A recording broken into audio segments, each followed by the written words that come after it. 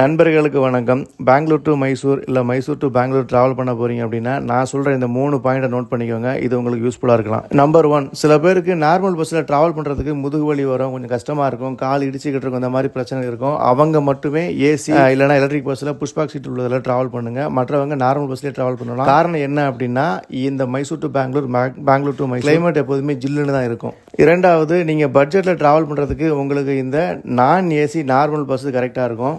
மைசூரில் இருந்து பெங்களூர் வர்றதுக்கு 230 ரூபா டிக்கெட் சார்ஜ் பண்ணுறாங்க. இந்த பஸ்ஸு எங்கேயுமே நிற்காது, 1 to 1 தான். மைசூரில் எடுத்தாங்க அப்படின்னா பெங்களூரில் தான் நிற்கும். மூணாவது, டைமிங் தான். நம்மளை பொறுத்த வரைக்கும் மைசூரில் ஏறணும் அப்படின்னா அடுத்த 1 மணி நேரத்தில் பெங்களூரில் இறங்கணும். அப்படி ஜெட்டு மாதிரி பறக்கணும்னு ஆசைப்படுவீங்க. இந்த பஸ்ஸோட ஸ்பீடும் நல்லாயிருக்கும். அதே போல் டைமிங் பொறுத்த வரைக்கும் 2.5 மணி நேரம் தான். இந்த 2.5 மணி நேரம் அப்படின்றது பெங்களூர் சிட்டிக்குள்ளே பஸ் வந்துடும். பஸ் ஸ்டாண்ட், அதாவது சேட்டலைட் பஸ் ஸ்டாண்டு போகிற வரைக்கும் இருக்கிற டிராஃபிக்கை பொறுத்து அந்த பக்கம் டைமிங் மாறும். இந்த பஸ்ஸில் கர்நாடகா ஸ்டேட் பெண்கள் வந்து அங்கே அவங்களோட ஆதார் கார்டை காமிச்சாங்க அப்படின்னா டிக்கெட் ஃப்ரீயாக கொடுக்குறாங்க. கிட்டத்தட்ட 230 ரூபா டிக்கெட் எப்படி ஃப்ரீயாக கொடுக்குறாங்கன்னு தெரியல. இதுக்கு ஏதாவது பின்னாடி சலுகைகள் இருக்கா அப்படின்றது யாருக்காவது தெரிஞ்சுன்னா மறக்காம கமெண்ட் சொல்லுங்க, நான் தெரிஞ்சுக்கிறேன்.